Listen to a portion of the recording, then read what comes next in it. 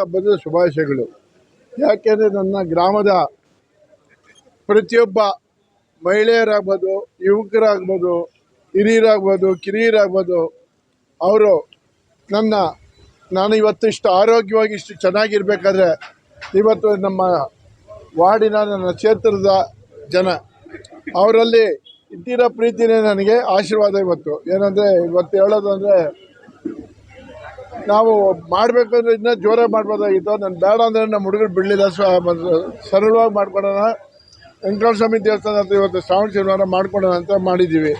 ಇವತ್ತು ನನ್ನ ಏರಿಯಾದಾಗಿರೋ ಜನ ನಾನು ಅವ್ರ ಮನೆ ಮಗನಾಗಿ, ಅವರ ಅಣ್ಣ ತಮ್ಮನಾಗಿ, ಅವರ ಜೊತೆಯಲ್ಲಿ ನಾನು ಅವ್ರ ಫ್ಯಾಮಿಲಿಯನ್ನು ಒಬ್ಬ ಅಂತ ತಿಳ್ಕೊಂಡು ನನಗೆ ಅವರ ಸೇವೆ ಮಾಡೋಕ್ಕೆ ದೇವರಿಂದ ನನಗೆ ಆರೋಗ್ಯ ಕೊಡಲಿ ಅಂತ ಕೇಳಿಕೊಂಡು ನಾನು 2 ಮಾತು ಮುಗಿಸ್ತಾ ಇದ್ದೀನಿ. ಜೈ ಜಗನ್ನಾಥ.